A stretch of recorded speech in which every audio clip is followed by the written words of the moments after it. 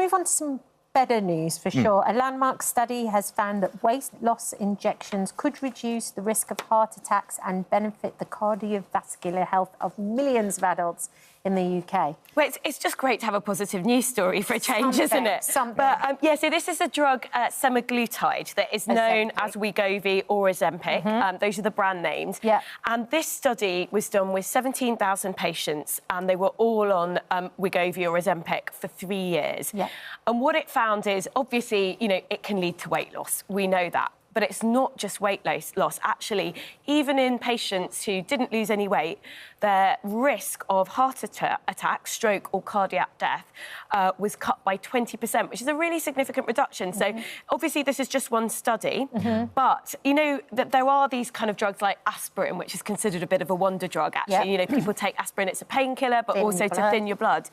And I think there's a lot of hope that Ozempic could actually be a drug that makes quite a big difference to, you know, really serious heart attack is a big killer in the UK. Sure.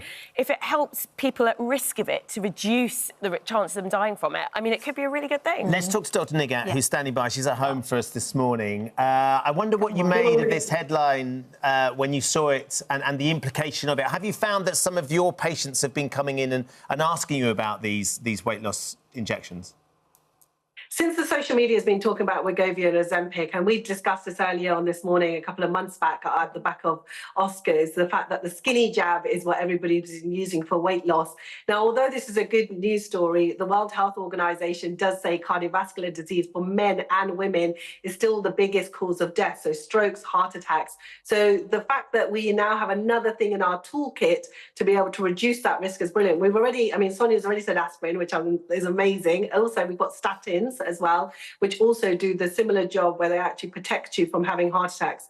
It's important to know that what these medications, so Wegovy, Ozempic, what they do is that they work in two folds.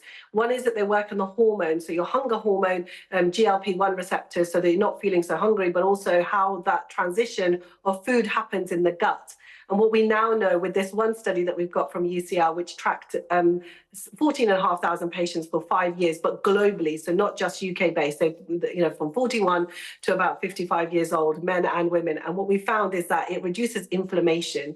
And I think that's really insignificant because we're now understanding cardiovascular disease in a bigger picture of not just weight and high blood pressure, the fact that it works on our heart and tissue muscles by bringing down inflammation. And we already know that inflammation can be the trigger that leads on to heart attacks or even some cancers. Dr. Nigat, as this story breaks, and as you say, more and more people have been talking about skinny jabs, undoubtedly the demand and interest in this is going to go up. Is there any shortage of it, or is there plenty of it to go around? And can it become that incredible wonder drug that we'd like to think it could be to help with this battle of obesity that we have?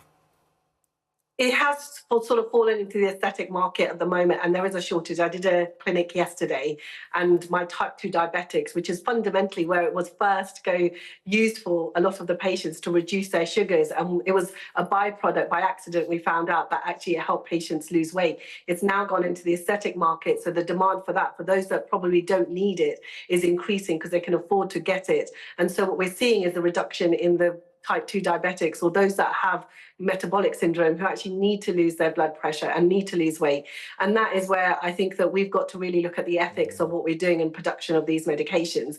But also, fundamentally, I always say, look, when it comes to reducing your cardiovascular risk, it's going to come back to the lifestyle things that we do already. So reduce or stop smoking, reduce your alcohol intake, look at your nutrition, look at whole foods that you can eat, good sort of ready meals if you can make them for yourself, if that's possible, and movement in your day wherever you can do, and affordable as well. Because in the cost of living crisis, what we're seeing is that that's impacting a lot on high blood pressure, because stress and anxiety is going up, and that impacts our cortisol, which therefore affects our inflammatory markers in our blood. So in fact, I want mental health to be dealt with properly, and this is not a quick fix. Having the skinny jab or Wegovy or Ozempic as a jab given to us, yes, it's a good news story and it helps us as medics, and we need to have a peer review of this study that's happened at UCL. But what it comes down to is really building in those building blocks to help support people longer term, because as soon as you come off the injections, your weight comes back. Dr. Nigat, coming out. Thank you. Just quickly, Nick, from your perspective, I mean, there is a question, isn't there, that the aesthetics of this... Well, no, the aesthetics of this, if suddenly we're realising there is a huge benefit, and it could massively help the NHS, it could massively save people's lives, but there is that sort of the balance with the people that are now doing it aesthetically rather than... Well, it's finance now, isn't it? It's whether NICE okays... If NICE okays it, not just for diabetics, as we were hearing from the doctor, if NICE, the National Institute of Clinical Excellence, which has to approve any drug, if they approve it for heart, then it's going to be available like statins.